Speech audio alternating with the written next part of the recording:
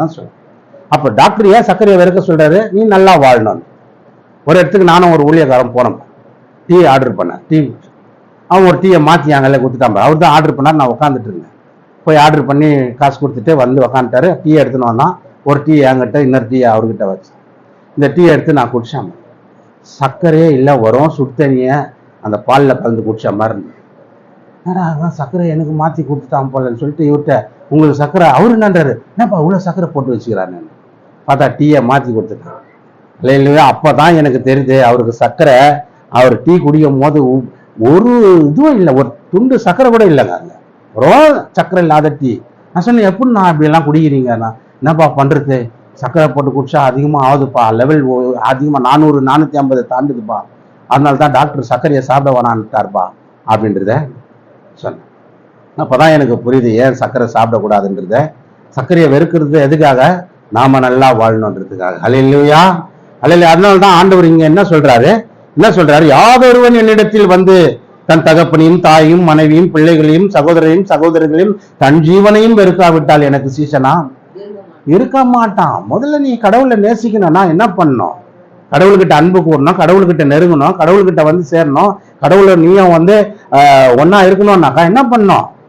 உன் குடும்பத்துல கடவுளை காட்டிலும் யாரையும் அதிகமா, அதுதான் ஆபிரகாமுக்கு சொன்னார். பார்த்தார், ஆபிரகாமுக்கு ஒரு டெஸ்ட் வச்சார். பார்க்கலாம் இவன் ஒரு 100 வயசுல தவம் இருந்தான், ஒரு குழந்தைய கொடுத்தோம், அவன் அந்த குழந்தை முக்கியன்றானா நான் முக்கியன்றானான்னு பார்க்கலான்னு தான் ஒரு டெஸ்ட் வச்சாரு. ஆபிரகாம் பாஸ், 100% மார்க் அவருக்கு.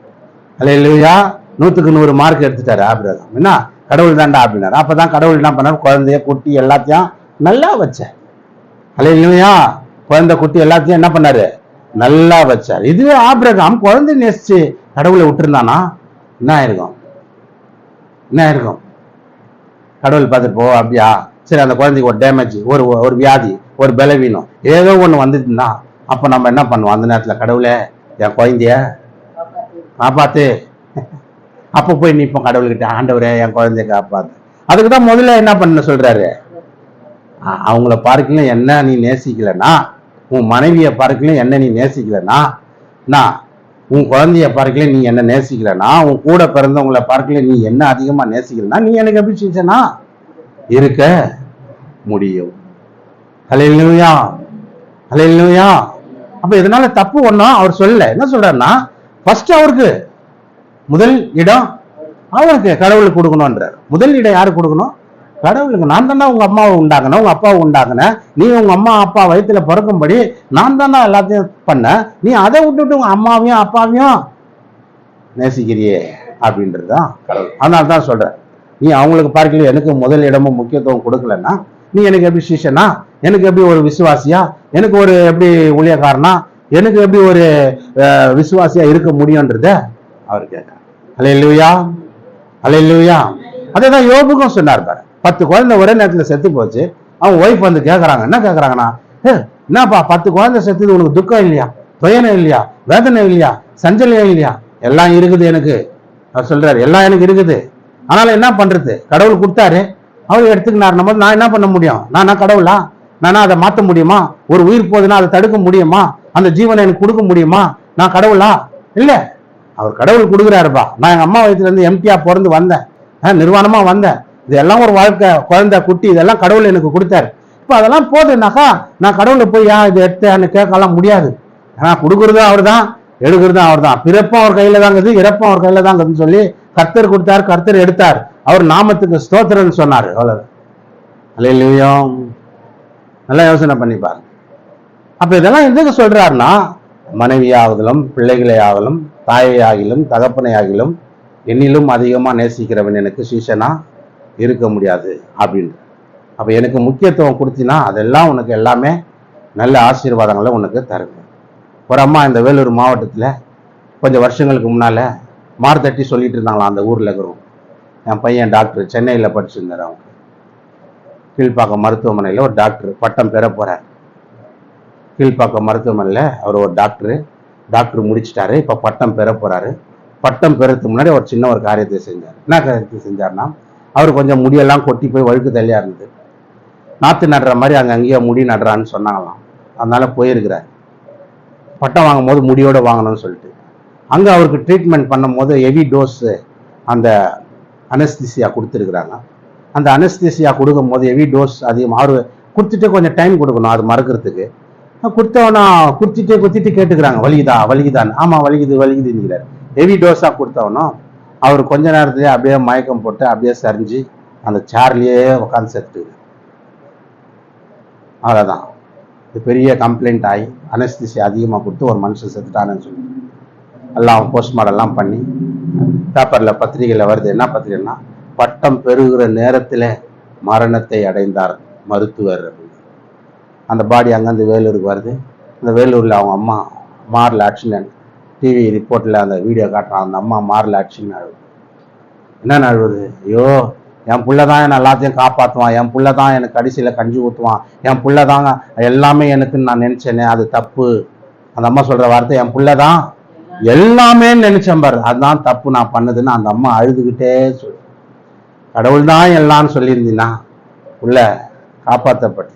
சின்ன சின்ன டெஸ்ட் வந்துடுறாங்க நம்ம வாழ்க்கையில, நல்லா கவனிச்சிங்க. அதனால தான் நம்ம உஷாரா இருக்கணும், கவனமா இருக்கும். நீ எதை ரொம்ப நேசிக்கிறீ அதெல்லாம் டக்குன்னு விட்டு போயிடும். பார்த்துக்கிறீங்களாமா? உங்க வாழ்க்கையில அனுபவிச்சுக்கிறீங்களா?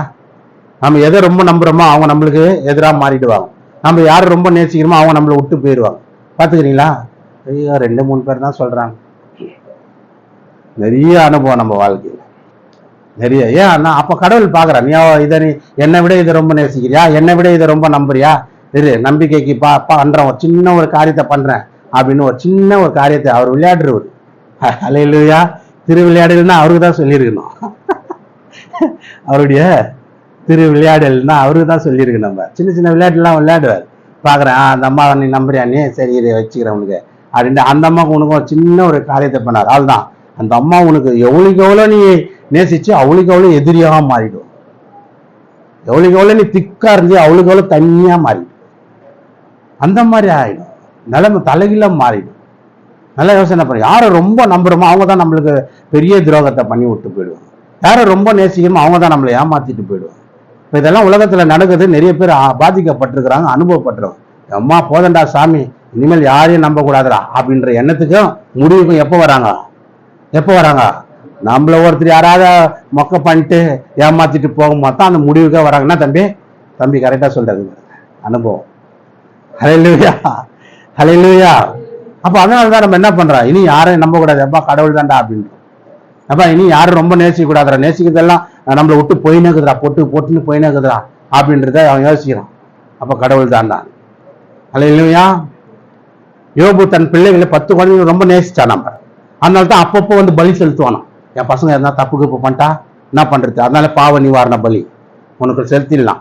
அவன் செய்யறாங்களே இல்லையோ என்ன பண்ணிடலாம், ஒரு பலியை செலுத்தி விட்டுடலாம். அவங்க செய்யறாங்களே இல்லையோ அப்பப்போ பசங்களை ரொம்ப நேசிச்சதுனால தான் ஆண்டவர் பாக்குறாரு. விசுவாசம் வந்து சொல்றான், நீ கொஞ்சம் டெஸ்ட் பண்ணி ஆண்டவரை கொஞ்சம் பர்மிஷன் கொடு, நான் ஒரு சின்ன சோதனை பண்றேன். யோபுன்னு விட்டுறான் பாருங்க.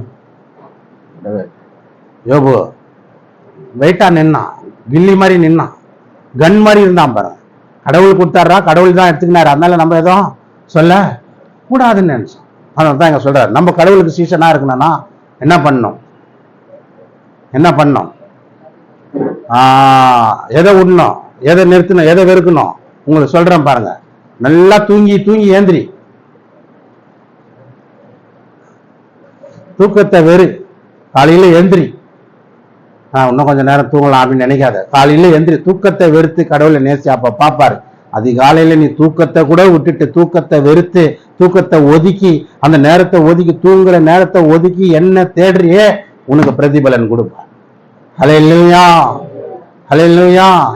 மனைவியை விட அதிகமா என்ன நேசிக்கிறியே, அப்ப நீ என் மேல வச்சிருக்கிற பாசம் பெருசுன்னு சொல்லி ஆபிரகாமுக்கு சொன்னது போல உன்னையும் சொல்லி ஆசீர்வதிப்பார். கணவனை விட என்ன அதிகமா நேசிக்கிறியே உனக்கு ஆசீர்வாதங்களை கொடுப்பார். பிள்ளைகளை விட அதிகமா என்ன நேசிக்கிறியே உன் பிள்ளைகள் நல்லா வைக்குப்பார். ஹல்லேலூயா. ஹல்லேலூயா. ஏன்னா அந்த தப்பை நான் பண்ணிட்டேன் பாரு. எங்க பொண்ணு பிறந்து ஒரு 6-7 மாசம் தான் ஆயிடுச்சு. கொழுன்னு இருக்கும், அது புசு புசுன்னு தூக்கி வச்சுன்னு ஜபிக்க தேரம் இல்லை, இது அழுவான் தூக்க வச்சுன்னு இருப்பேன், அப்படியே போயிடும். ஜப நேரத்துல எல்லாம் இந்த அம்மாவை தூக்கி வச்சுன்னு இருப்பேன், அப்படியே விளையாடு காட்டுன்னு இருப்பேன். உண்மையிலே என் வாழ்க்கையில பட்ட அனுபவம் பெரிய பாதிப்பு. 6-7 மாசம் நெருங்க போது வந்ததுமா எங்க குழந்தை நைட்டு நடுராத்திரி 2 மணி இருக்கும், அப்படியே குழந்தை ப்ளூவா மாறிடுச்சு, ப்ளூ கலர்ல மாறிடுச்சு. அப்போ என் குழந்தை என்ன ஆயிடுச்சுன்னா ஃபிக்ஸ் வந்துச்சு, வலிக்கு. அப்போ ஆயிடுச்சு, தூக்கின போய் ஐசி வார்டில் எதிர்க்கிற ஒரு ஹாஸ்பிட்டலில் சேர்க்குற 2 மணி நைட்டு. எதிர்க்க அக்கம் பக்கத்தில் இருக்கிறவங்களாம் ஒடியான்ட்டான். தூக்கின்னு போய் சேர்ந்து ஐசி வார்டில் போட்டு யாரும் அலோடு கிடையாது போ. அதுக்கப்புறம் அங்கேருந்து மறுநாள் இந்த அம்மா சொன்னாங்களே அந்த ஆஸ்பத்திரி, எக்மோர் சில்ட்ரன் ஆஸ்பத்திரி கொண்டு போயிட்டு அங்கே போனோன்னா டாக்டர் சொல்லிட்டாங்க, சந்தேகம் தான், நரும்பெல்லாம் இழுத்துக்குச்சு, ரொம்ப டேஞ்சர் தான், நடு எலும்பில் இருக்கிற அந்த ஸ்பைனல் கார்ட்லேருந்து நீர் எடுத்து டெஸ்ட்டுக்கு அனுப்பணும், அதுக்கப்புறம் தான் எல்லாத்தையும் பண்ணணும், அப்படி இப்படி ரொம்ப. அங்கே ஆல்ரெடி நடு எலும்புலேருந்து நீர் எடுத்துருக்குறாங்க. அந்த குழந்தைங்க துடிச்சுன்னு கிடக்கு. சதையில் ஊசி குத்துனாலே பயப்படுறோம், அழுகுறோம், பா கொட்டையா வீங்கிச்சிட்டான்னு சுடு தண்ணியெல்லாம் வச்சு ஒத்தரெல்லாம் கொடுக்கும், தேய்க்கிறோம். எலும்புல ஊசி குத்து அந்த நடுவு எலும்பு இருக்குது பாரு, அதில் குத்தி அதில் இருக்கிற நீர் எடுத்து டெஸ்ட் பண்ணணும், எப்படி இருக்கும் பாரு இல்லையா. அப்போ தான் நான் உட்காந்து எக்மோர் ஆஸ்பத்திரி வெளியே உட்காந்து, ஆண்டவரே என் குழந்தைய எப்படியாவது காப்பாற்று, அது ஏன் குழந்தை இல்லை உன் குழந்தை சொல்லி ஜெபம். அப்போ வா என்கிட்ட, இப்போ வா. இப்போ அது இப்போ யாரை நேசிக்கிற, யாருக்கிட்ட கேட்குற, யாருக்கிட்ட மன்றாடுற, அடவுள். அப்போ தான் ஒன்று புரிஞ்சுக்கிட்டேன் என் வாழ்க்கையில், ஓஹோ நம்ம மனைவியை ரொம்ப எங்கள் மனைவி நேசித்தேன் பாரு. ஆஸ்பத்திரியில் ஹார்ட் பேஷண்ட்டாக படுத்துட்டாங்க, இங்கே வந்து ஊழியத்தை முடிச்சுட்டு போகிறேன், ஆஸ்பத்திரி கையெழுத்தெல்லாம் வாங்கிட்டு இருக்கிறாங்க, போயிடம்பா அப்படின்னு. ஐயோ ஆண்டவரே எப்படியாவது இருக்குது. அப்போ இந்த மாதிரி எல்லாம் பாருங்க, இதெல்லாம் பாதிக்கப்பட்டோம் பாரு. நம்ம யாரை அதிகமாக நேசிக்கிறோமோ அவங்க நம்மளுக்கு பாதிப்பு ஏற்படும் போது அப்போ கடவுள்கிட்ட போய் நிற்கிறோம். அதனால தான் கடவுள் சொல்றாங்க, நீ சுற்றி வலிச்சு நிறைய நஷ்டம் ஆகி அப்புறம் என்கிட்ட வரதை விட ஃபர்ஸ்ட்டு என்கிட்ட வந்துடு, என்ன நேசி, எனக்கு முக்கியத்துவம் கொடு, என்ன முதல்ல வை. உனக்கு மனைவி நல்லா வச்சு நீ நல்லா இருப்பாங்க, உன் கணவன் நல்லா இருப்பாரு, உன் குழந்தைங்க நல்லா இருப்போம், அதுங்க சுக பலன் ஆரோக்கியத்தோடு நல்லா வளரும். ஃபர்ஸ்ட் எனக்கு இம்பார்ட்டன்ட் கொடு. இல்லையா, தாய்க்கு மேல கோயில் இல்லை, ஆண்டவர் இல்லை, கடவுள் இல்லை, பாட்டெல்லாம் இவ்வளோ பாட்டுங்க, சினிமா பாட்டுங்கெல்லாம் வருது இல்லையா. அவனே என்ன தாய்க்கு உடம்பு சரியில்லைன்னா கட்சியில் கடவுள்கிட்ட போய் நிற்கிறான், எங்க அம்மாவை எப்படியாவது காப்பாற்று. கணவனே கண் கண்ட தெய்வம், கண்ணில் பார்க்குற கடவுள் யாரு, கணவன் தான்ப்பா அப்படின்னா. கட்சியில் அவர் ஒரு மாதிரி 2 அடி கொடுத்து ஒரு மாதிரி பண்ண ஒன்றா, அதுதான் ஆண்டவரே என் கணவனை திருத்துன்றாங்க. அல்லேலூயா. பசங்களே எனக்கு எல்லாம் அப்படின்னு. அந்த பசங்க வளர்ந்து கெட்ட வழியில போகும்போது, கடவுளே என் பையனை காப்பாத்து, என் குழந்தைய காப்பாத்து, அது ஒரு நல்ல புத்தியை கொடு, நல்ல அறிவை கொடு. இப்ப எல்லாம் கெட்டு போய் ஒரு மாதிரி ஆகி அதுக்கப்புறம் நம்ம கடவுள்கிட்ட வருதை விட முதல்ல கடவுளை பிடிச்சிட்டோம்னா அந்த குழந்தை தீய வழியில போவாது. உன் கணவர் குடிகாரனா இருக்க மாட்டாரு, உன் மனைவியும் உனக்கு நல்ல ஒரு கீழ்ப்படுகிற மனைவியா இருப்பாங்க. இப்படி குடும்பத்துல உன் கூட பிறந்தவங்க எல்லாம் நல்ல அன்போடு வாழ்வாங்க. அல்லேலூயா.